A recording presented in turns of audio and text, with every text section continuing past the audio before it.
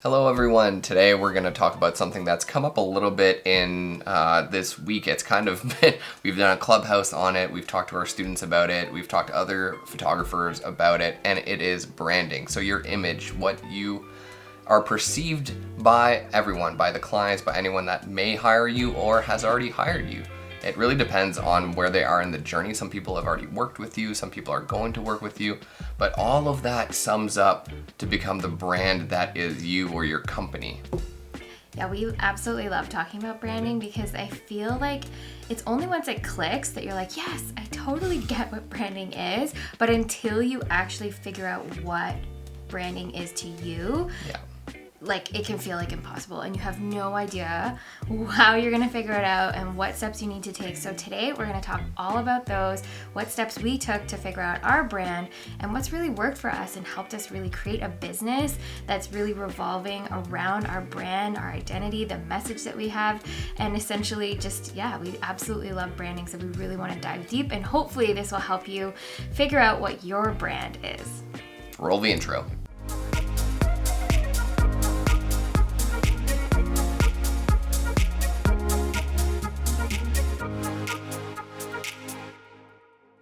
If you haven't met us before, my name is Luke and this is Bethany. We're owners of Greyloft Studio, which does wedding photography and videography. We have a passion for helping others, like you, grow their business, just learn a little bit more from the school of YouTube, which we were raised in, and just get as much value as you can out of the time that you are spending. We'd love to share our mistakes, our experience, our whatever it is that would help you on your journey to save some of your time and money.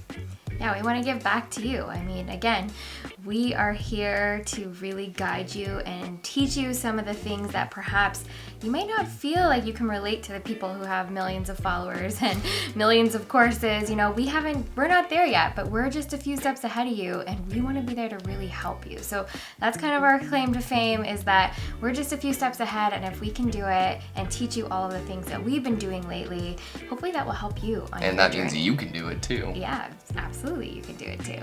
Do you want to start us off, Bethany? Yeah, let's get into it. So we want to talk to you a little bit about our brand journey. And that one, let me tell you, was kind of difficult. Pretty hard, especially as a brand new photographer. I didn't even know when I first picked up a camera that I would become a photographer. So to kind of start to think about, oh my goodness, I need to have a brand. What is a brand? What does that mean? Is that my logo? Is that the coloring that I use on my website? Yeah, it could be a lot of things for photo. For me, it just felt like, what is my brand? Is it the style of photography that I take? We went through some ups and downs, and let me tell you, there were many nights spent trying to figure out, okay, like what is our brand? How do we figure this out? What do we do? So that's why we wanted to focus in on this today, because we know your pains and we want to try and help you. So first things we did when we started to think about our branding is we actually started to picture some of the clients that we absolutely loved working with and figured out why they chose us, why they were working with us. What were some of the key things that we loved working, with them on, or building, that portfolio with them on, or doing their wedding. And once we figured out, okay, we really like these types of people, how do we keep attracting those people? And that really came down to, well, the reason why we were attracting them in the first place is because it was us. It was our personality. It was what we believed in, what we stood for, what we really brought to the table when it came to professional wedding photographers. Now, even if you're just starting out, that can still come through. Your personality, people come back to you because of that. So don't feel like, oh my goodness, I don't have a brand yet. I don't know what it is. That's okay. You're still learning. You're still trying to figure that out. But start to really think about, okay, you know what? This customer, this client that I worked with, I want more of them. So what was it about them that I can really bring into my brand messaging? Yeah, that makes a lot of sense. I think at the beginning, it's kind of curious hearing this story from you, because I don't know if I've actually really thought about how our brand has evolved from the beginning when you were shooting even newborns and studio stuff, and then evolved into the weddings that we shoot now. And even the wedding season all the way through, like all the different years. And if you look back at photos, our brand or color or whatever it is you want to call it has changed dramatically throughout the whole thing. As you mentioned, don't worry too much if you're just starting out, because to be honest, when we started out, we were just kind of taking any client that would pay us. And that's a normal thing. It is extremely normal because you want to get that experience shooting and editing, but you also just want to make a little bit of money on the side. It feels good that somebody is willing to pay you for your skills. And of course, like, you're trying to figure out what you really want to do. I mean, there's so many things that you can do with photography, so you need to absolutely figure out what you are passionate about. And then from there, you can take that and start to build your brand messaging. Yeah, it's always keeping, like you said, in the back of your head, which clients you really loved working with, or what kind of photography, or whatever it is that really resonated with you. Because if you find that you're selling a lot of like dark photos, but you just don't have a passion for editing dark photos, like, don't do it. It's gonna turn into like a desk job that you don't like, you know? So keep that in mind. Do something that feels right for you and that feels right for other people that are like-minded to you, or that are, like we said, our ideal client is like us 5 years ago, right? Yeah, like people who are getting married and, had their, lives sort of together, had good jobs, those were the people that we really wanted to attract. Now we want people who are, pretty much paying for their own wedding, or really have like pretty much full control of their wedding, and they want to have a really good experience. They don't have photos done every day, and they want to have fun at their wedding. So those are some of the messaging that we've been able to come up with, because we realized that that's what people were coming to us for. So that's how we kind of landed on where we are with our branding. But I want to talk to you a little bit more about how we got there. So let's go back.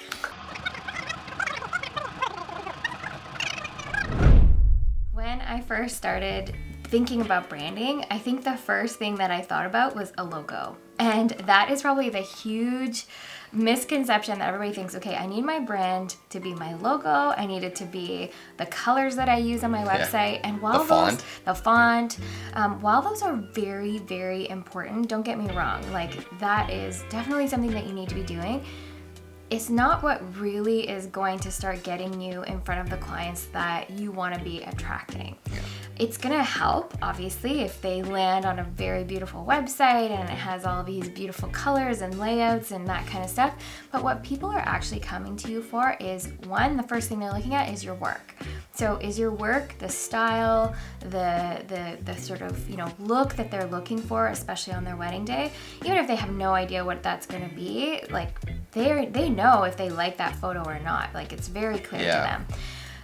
But making sure that when they land, say for instance on your website or your Instagram, does it really highlight that feel or vibe that you're going for? So when we were thinking about our branding and what we wanted to do, at first, to be honest with you, we struggled because we were really trying to figure out, okay, we offer weddings, we love weddings, but we also do newborns, we also do family sessions, we also do boudoir sessions. And maternity. And we were trying to put all of that on our homepage, and to be honest with you, it just never looked or felt right, because what was happening is, as someone would be like, hey, I want to hire a wedding photographer, like, put your link in the comments below on Facebook, and then I put my our link, but then it would be like, okay, is it a wedding photo that shows up first, is it a newborn photo? Like, somebody who's getting married is not always thinking about having a baby. They're not really at that stage of their life. So making sure, one of the things that I sort of tell our students is that they need to start thinking about having, their homepage be whatever it is that they really want to sell the most. What do you want to do the most? What is it that you feel super passionate about that you want to start shooting? That should be your homepage. Now, can you start linking it to other types of photography? Absolutely. But when you start linking, if someone's looking for a maternity session, but all you shoot is weddings and you do kind of maternities here and there, you should probably have a separate page and a link for that, so that way it just is very clear and that messaging really makes sense. Because there's nothing harder than trying to speak to 8 different people at the same time. Right? The famous saying, if you're talking to everybody, then you're really talking to nobody. And I found that was really confusing. And it made things harder. Everything was harder. Our posting to social media. Do I post a newborn? Do I post a wedding? Do I post a maternity? Like, how do I need to be consistent? Do I update which galleries? I'm doing a lot more newborns like in a year than I was doing weddings. So, like all of those things start to play a role when you start to think about your brand. So that would be the first thing I would do, is really start to think about, okay, who am I speaking to? Yeah, or what problem am I solving? If it's not a person that you can get down on, then maybe you're talking to people that are having, petite weddings, or there's a specific niche that you're trying to find.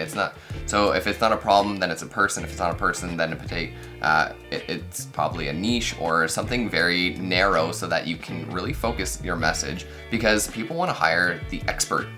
Like, we're in an age where you can find 50 names of people that do construction, but you want somebody that does framing, so that's what you want to go and do, right? So it's the same thing with photography. There's a million different photography types out there, but you want to niche down for weddings, let's say, and then after that, there's a million other ones in there. There's adventure ones, there's different colors there's black and white, there's film, there's different cameras, there's a million different types. So again, you have to figure out what kind of niche you can go to, and that will make you the expert there. So that people that look and they instantly resonate with your profile or whatever they see, because it speaks to them directly. And that is how you're going to connect on that next level. Yeah, and bringing that all back, that's going to speak so much when it comes to your brand, right? People are going to know, okay, whenever she posts a photo, she's talking to a bride and groom. In our case, that's really where we focus. And to be honest with you, our business has catapulted just by doing that. So our biggest recommendation is that you start to think about, okay, whenever it is that I'm trying to book these types of things, am I sending people to the right platform, to the right messaging, so that way you have a higher chance of booking them, right? At the end of the day, that's what we want. And so making sure that your brand messaging is speaking directly to that one person, that bride and groom, that maternity, that, couple, or whatever it is that you're trying to do with the new baby, right? Like those are the things that you want to make sure that your messaging is very clear, and that will help you immensely. And don't forget that your social media for like Facebook, website, Instagram, all have to be on the same wavelength. There's a lot of people that, don't update their websites very often, or they don't know a lot about their website. They had it built by somebody else, and then they change their brand or kind of their target audience, update their Instagram so that their Instagram starts popping out new things, but then somebody clicks on their link, goes to their website, and then is confused. So really don't let that slip by. If you're going to be changing or focusing or redirecting where you want to go, make sure that it is consistent throughout all the platforms. An important part of your brand is the reputation that you build. So it's also the one-to-one interaction you have with every couple, even the ones that don't book you.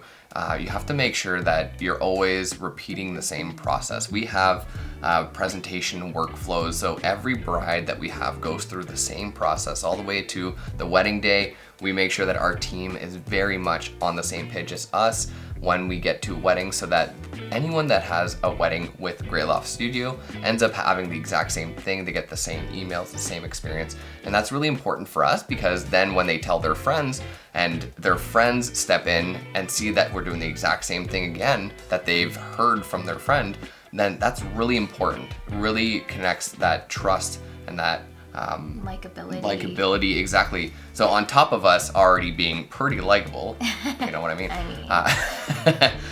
We get that from referral, and then somebody experiences the same thing, and that's just worth so much more, because then the word of mouth spreads, and that organic marketing, as we like to call it, is just phenomenal for anyone that is becomes like a warm market, a warm person that then reaches out to you and is getting married, and pretty much they've already chosen you. Like I've talked to a lot of people that already know who they're gonna hire as a photographer, and they're not even engaged yet, and that's because they've heard so many good things from people that they trust. Yeah, having somebody say like, I can't wait to hire you, I hope my fiance proposes soon, is probably like the biggest compliment ever. Yeah, and exactly. then when they start asking us what dates were available so that way they can arrange their whole wedding around us, like that is probably the most That's the best amazing feeling. feeling ever. And so we want that for you as well.